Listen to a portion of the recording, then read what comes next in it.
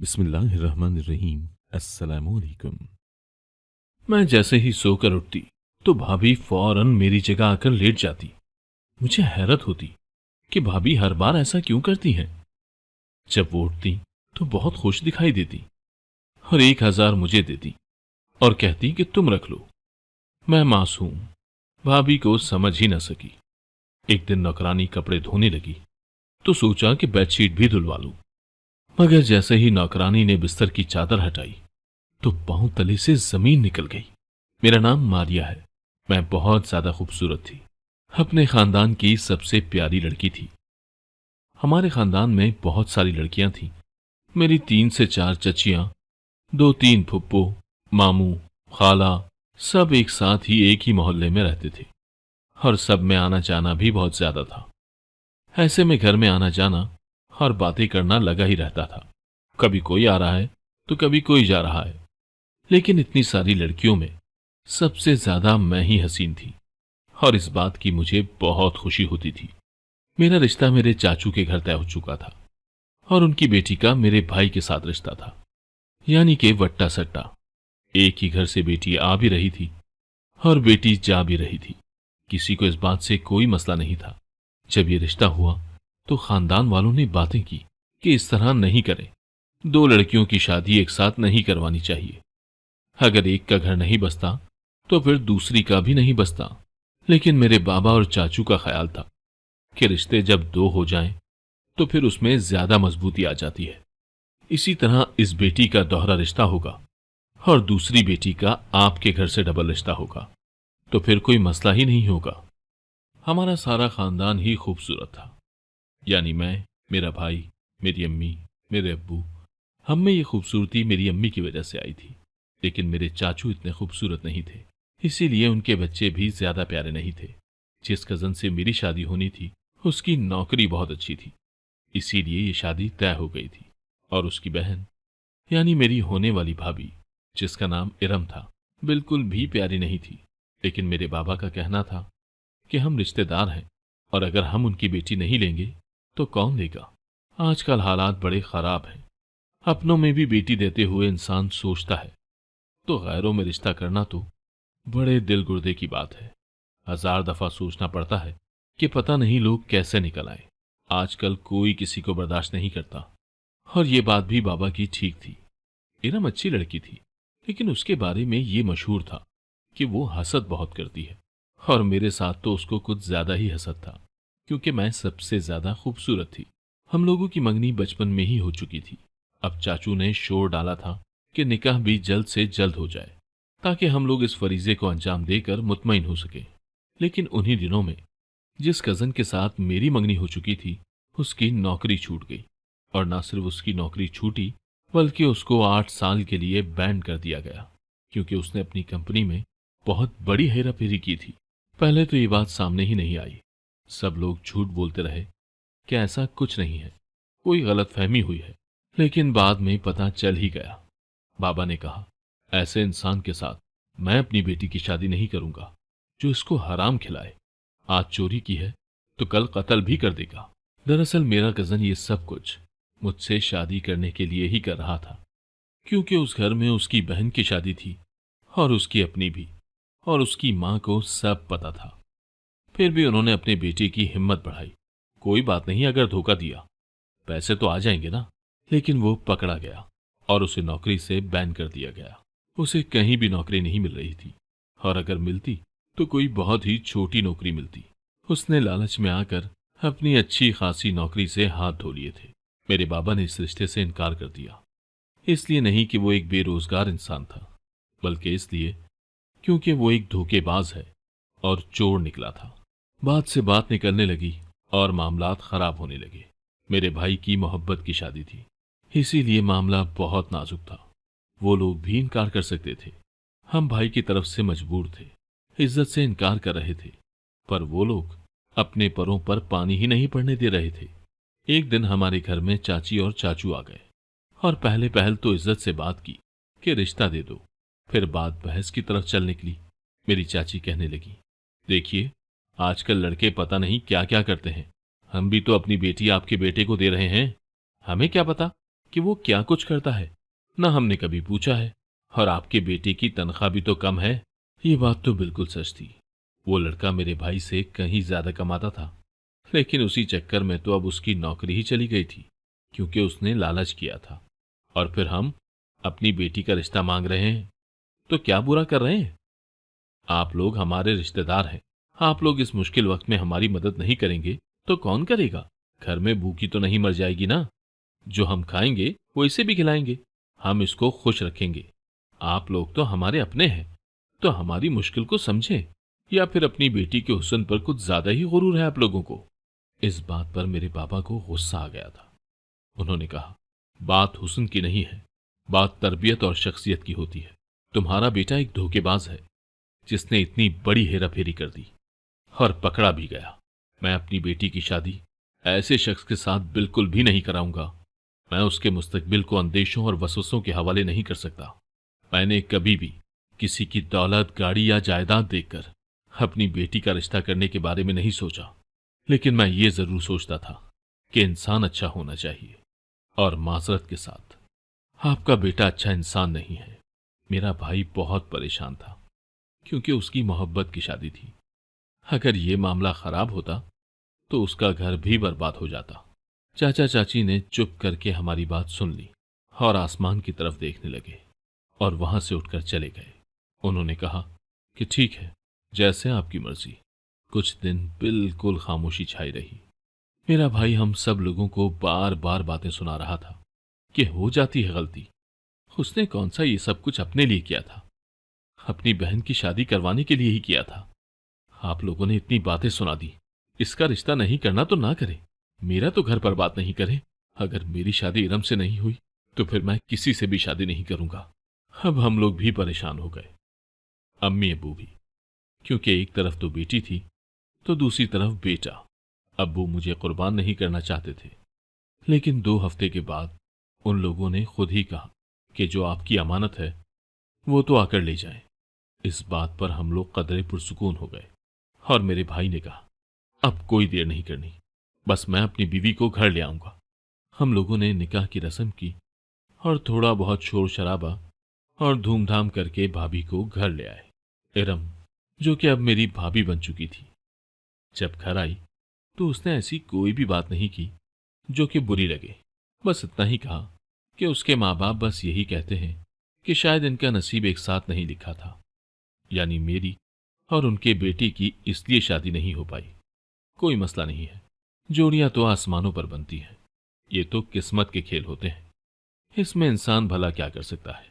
मेरे बाबा ने भी उन लोगों से कहा कि कोई तलखलामी हो गई हो तो उसके लिए माफ कर दें, लेकिन बेटियों की शादी इंसान बहुत सोच समझ कर ही करता है। सारे मामलात हल हो चुके थे। मेरे भाई की शादी हो गई, वो भी बहुत खुश था और मेरे लिए बाबा कोई और रिश्ता तलाश करने लगे। लेकिन एक दिन कुछ बहुत ही अजीब हुआ। मैं अपने कमरे में जाने लगी तो मेरी भाभी वहां पर खड़ी थी। मैंने कहा, क्या हुआ, आप यहां पर क्या कर रही हैं? मैं तो आपको देखकर डर गई थी। वो कहने लगी, मैं तुम्हारे लिए एक तोहफा लेकर आई थी, इसीलिए यहां पर खड़ी हूं। उन्होंने मुझे अंगूठी दी और कहा, ये तुम्हारा तोहफा है, मैं तुम्हें सरप्राइज देना चाहती थी। मैं बहुत खुश हो गई और मैंने उनसे वो तोहफा ले लिया। मैंने कहा, भाभी, आप कितनी अच्छी हैं। हमने आपके भाई का रिश्ता ठुकरा दिया, फिर भी आपने कोई बात नहीं की। उन्होंने भी मुझे यही कहा, छोड़ो पुरानी बातों को, अब तो हम लोग एक ही खानदान का हिस्सा हैं। लेकिन उस रात को न जाने क्या हुआ कि मुझे नींद ही नहीं आ रही थी। मैं बहुत ज्यादा परेशान हो रही थी, क्योंकि पूरी रात जागती रही थी। पहली दफा मुझे पता चला कि रात कितनी लंबी होती है। कभी मैं पानी पीती, कभी कोई किताब पढ़ती, कभी मोबाइल की तरफ देखती रहती, लेकिन मुझे नींद नहीं आई। सुबह जब मैं बिस्तर से उठी तो मेरी भाभी आकर मेरे बिस्तर पर लेट गई। मैंने कहा, क्या हुआ, आप सुबह सुबह ही थक गई हैं? तो कहने लगी, हाँ यार, मैं थक गई हूं, थोड़ी देर मुझे आराम करने दो। वो मेरी जगह पर लेटी रही और पूरे 5 मिनट के बाद ऐसी उठी जैसे बिल्कुल ठीक हो। उन्होंने कहा, अब मैं बिल्कुल ठीक हूं। भाभी ने मुझे 1,000 रुपया भी दिया। मैंने कहा, ये क्यों? तो कहने लगी, रख लो, तुम्हारे काम आएंगे। मैंने भी खुशी खुशी से पकड़ लिए। फिर बोली, चलो घर के काम कर लेते हैं। दिन इसी तरह गुजरने लगे। मैं भी थोड़ी अपनी जिंदगी में मसरूफ हो गई। मेरे हवाले से भाभी ने घर में कोई बात नहीं की। जो मेरा साबका मंगेतर था, उसने अपने दोस्त को कहा था कि कोई अच्छा रिश्ता हो तो बताना। जाहिर है अब उसकी अपनी जिंदगी थी। मेरी भाभी रस्म के लिए अपने घर गई, 2 दिन वहां रुक कर आई और उसके बाद वापस अपनी रूटीन पर आ गई। मेरा भाई भी खुश था। लेकिन एक दिन फिर ऐसा हुआ कि जैसे ही मैं बिस्तर से सोकर उठी, मेरी भाभी आकर मेरे बिस्तर पर लेट गई। मैंने कहा, आप रोज सुबह सुबह ही थक जाती हैं? उसने कहा, हाँ बस ऐसा ही होता है, नया माहौल है ना, शादी हुई है, शुरू शुरू में इंसान थका थका ही रहता है। और फिर से मुझे पैसे दे दिए। अगले दिन मेरे चेहरे पर एक बहुत बड़ा दाना निकल आया। मेरे चेहरे पर कभी भी ऐसा कोई दाना नहीं निकलता था। ऊपर से मैं इतनी गोरी थी कि वो दाना बहुत ज्यादा नुमाया हो रहा था। अम्मी ने कहा, कोई बात नहीं, ठीक हो जाएगा, इस उम्र में ऐसा हो जाता है। दाना तो ठीक हो गया, लेकिन उसकी जगह अजीब सा काला निशान पड़ गया जो जा ही नहीं रहा था और बहुत बुरा लग रहा था। मेरी अम्मी ने कहा, इस पर कुछ लगाओ, क्या तुमने अपने चेहरे पर निशान बनाया है? आजकल मैं तुम्हें देखने के लिए रिश्ते वाले आएंगे तो क्या कहेंगे? लेकिन वो निशान मेरे चेहरे से जा ही नहीं रहा था। इसी तरह मुझे मजीद दाने निकलने लगे। अब तो मेरी तबीयत बहुत खराब रहती थी। भाभी सुबह सुबह ही मेरे कमरे में आ जाती और आकर मेरे बिस्तर पर लेट जाती थी। 5 मिनट मेरे बिस्तर पर ही लेटी रहती थी। मैंने एक दिन पूछ ही लिया, आप ऐसे क्यों करती हैं? तो कहने लगी, तुम्हारा बिस्तर बहुत नरम है ना, इस पर बहुत सुकून की नींद आती है। जबकि मेरा बिस्तर बिल्कुल भी नरम नहीं था, क्योंकि मेरे बिस्तर पर जो गद्दा पड़ा था वो कम से कम भी 15 साल पुराना था। और भाभी के लिए तो हम लोगों ने नया मैट्रेस लिया था। उनका बिस्तर तो ज्यादा नरम था। फिर उनको मेरा बिस्तर पता नहीं क्यों नरम लगता था। खैर, ये सब कुछ नॉर्मल था, इसीलिए मैंने इस पर ज्यादा ध्यान नहीं दिया। लेकिन मेरी तबीयत बिल्कुल भी ठीक नहीं लग रही थी। मुझे अजीबो गरीब किस्म के मसले हो रहे थे। कभी मेरी कमर में दर्द हो जाता, तो कभी मेरी टांगों में, कभी मेरे चेहरे पर दाने निकल आते। मेरी अम्मी ने कहा, तुम जवान जहां हो, आजकल क्यों कमर पकड़कर चलती रहती हो तुम? क्या मसला है? तो मैंने कहा, पता नहीं, मुझे बहुत सुस्ती रहती है। अम्मी, आप मुझे डॉक्टर के पास ले जाएं। हम डॉक्टर के पास गए तो डॉक्टर ने कहा, ऐसा तो कोई मसला नहीं है और कोई तेल वाली चीज खाई होगी, इसीलिए चेहरे पर दाने निकल रहे हैं, परहेज करें। मैंने परहेज करना शुरू कर दिया और डॉक्टर ने मुझे एहतियातन ताकत की दवाएं भी दे दी। उसी हफ्ते मुझे लड़के वाले देखने आए थे, लेकिन मेरी तबीयत अजीब बोझल सी थी। जैसे ही मैं चाय की ट्रे पकड़कर लड़के वालों के सामने आने लगी, मुझे अचानक से चक्कर आए और मैं बेहोश होने लगी। मैंने खुद को संभाल लिया, लेकिन मेरा सर घूम रहा था। मैं आधी बेहोश हो चुकी थी और मेरी भाभी ने ही मुझे संभाला हुआ था। लड़के की माँ ने कहा, आपकी लड़की को क्या कोई बीमारी है? कोई इस तरह खड़े खड़े कैसे गिर जाता है? हमें इस तरह की कमजोर बहू नहीं चाहिए। हमारा तो मर्दों वाला घर है, इसके 8 देवर होंगे। हमें ऐसी लड़की चाहिए जो अच्छी तरह से घर संभाल सके। मेरे बाबा ने जब देखा कि मेरी तबीयत थोड़ी सी ठीक हुई है, तो मुझे वहां से भेज दिया और उन लोगों को कहा, फिर आपको बेटी नहीं, आपको नौकरानी चाहिए, इसलिए आप यहां से जा सकती हैं। मेरे बाबा थोड़े जज्बाती थे, बाद में काफी परेशान भी हुए। अम्मी ने कहा, आजकल तो लोग इसीलिए लड़कियों से शादी करते हैं कि वो पैसे भी कमाए और घर भी साफ करें। अब लोग ऐसे ही हैं तो क्या कर सकते हैं। लेकिन भाभी ने हम सबका दिल जीत लिया था। वो सारे घर के काम करती थी, बहुत मजेदार खाना बनाती थी, अम्मी अब्बू के पांव भी दबाती थी। अम्मी अब्बू भी उनसे बहुत प्यार करते थे और मेरा भी बहुत ख्याल रखती थी। मगर मुझे न जाने आजकल क्या हो गया था, मैं खुद अपना ख्याल भी नहीं रख पाती थी। मेरे चेहरे पर ढेर सारे दाने निकल आए और अजीबो गरीब किस्म के निशानात भी पड़ गए। यहां तक कि मेरे चेहरे से रंगत ही उड़ गई। मेरा चेहरा इतना साफ था कि दूर से चमकता था और अब मेरे चेहरे पर कोई रौनक नहीं थी। मैं चलते चलते बेहोश हो जाती थी। मुझे डॉक्टर के पास ले जाते थे।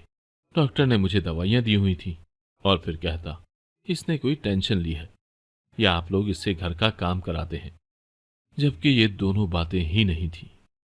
मेरी भाभी का वजन थोड़ा बढ़ा हुआ था, लेकिन हमारे घर आते ही उनका वजन अचानक से ही कम हो गया। इस तरह कम नहीं हुआ कि वो कमजोर लग रही थी, बल्कि इस तरह कम हुआ कि वो बहुत प्यारी लग रही थी। सब उनको देखकर कहते थे, ये तो वो वाली इरम है ही नहीं, कितनी फिट और खूबसूरत हो गई है, घर के काम करती है ना, इसीलिए इसका वजन कम हो रहा है। मेरा भाई भी बहुत खुश था। अब हमें भी खुशी होती थी कि हमारी भाभी तो वाकई बड़ी हसीन है। लेकिन भाभी की ये आदत मुझे समझ नहीं आती थी। जब वो सुबह सुबह आकर मेरे बिस्तर पर लेट जाती थी और रोज ऐसा ही करती थी, बातों बातों में जल्दी जल्दी मेरे कमरे में आ जाती, यहां वहां से कोई चीज उठाती, कमरे की सेटिंग करना शुरू कर देती और फिर अचानक से थक जाने वाले अंदाज में बिस्तर पर लेट कर कहती, मैं तो बहुत ही थक गई हूं, और मुझे 1,000 का नोट देकर कहती, रख लो। मैं उनको हैरान होकर देखती कि वो पैसे कहाँ से लाती है। उन्होंने कहा, तुम्हारे भाई से ही लेती हूँ, फिक्र मत करो, तुम्हारे अपने ही हैं, मुझे पैसों से क्या मसला हो सकता था। लेकिन मुझे भाभी की हरकतें समझ नहीं आ रही थी। अब मुझे उनकी हरकतें कुछ अजीब लगने लगी थी, लेकिन मैं सोच भी नहीं सकती थी कि उनके दिल में मेरे लिए कुछ बुरा हो सकता है, क्योंकि वो मेरा बहुत ख्याल भी रखती थी। जब से पता चला कि मेरे चेहरे पर दाने निकल रहे हैं, तो मुझे अलग अलग टोटके बनाकर देती थी, जिनसे मुझे थोड़ा बहुत फायदा तो होता था, लेकिन मेरा सारा हुस्न खराब हो गया था। सबने कहना शुरू कर दिया था, इसको क्या हो गया है, क्या ये वही मारिया है? ऐसा लगता है जैसे 4 साल की बीमारी काटकर अस्पताल से आई है। इसका तो सारा हुस्न ही बैठ गया है।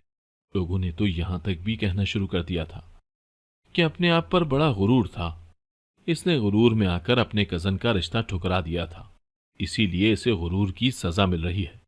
जबकि अल्लाह जानता था कि मेरे दिल में ऐसी कोई बात तो थी ही नहीं।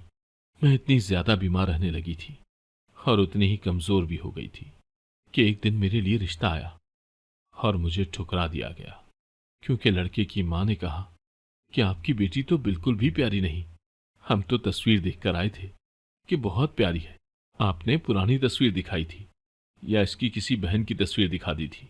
उन लोगों ने मुझे रिजेक्ट कर दिया।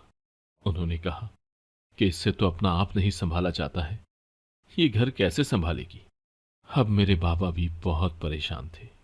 मेरे बाबा ने कहा, आज ये पहली दफा हुआ है कि कोई मेरी इतनी प्यारी बेटी को रिजेक्ट करके चला गया। मेरी मां को गुस्सा आ गया और उन्होंने कहा, आपने भी तो किसी के बेटे को बातें सुनाई थी ना, तो आज आपकी बेटी के साथ भी यही हुआ है। बाबा ने कहा, तुम्हें ऐसी बात करते हुए सोचना चाहिए, अगर हम उसको अपनी बेटी दे देते तो फिर क्या मुस्तकबिल होता इसका। मेरी मां ने कहा, अभी इसका क्या मुस्तकबिल है, आए दिन इसको लोग रिजेक्ट कर रहे हैं, इससे अच्छा था कि उसी से शादी करवा देते, तो अभी तक ये अपने घर में होती। चोरी की थी तो फिर माफी भी तो मांगी थी ना उसने, और उसको पकड़कर तो नहीं ले गए थे ना वो लोग।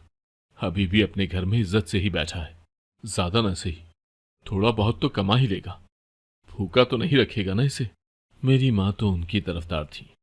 मैंने उनसे बहस नहीं की, क्योंकि मैं खुद बहुत परेशान थी। भाभी ने एक दिन फिर ऐसा ही किया। इस दफा मैंने उनके पैसे भी उनको वापस कर दिए।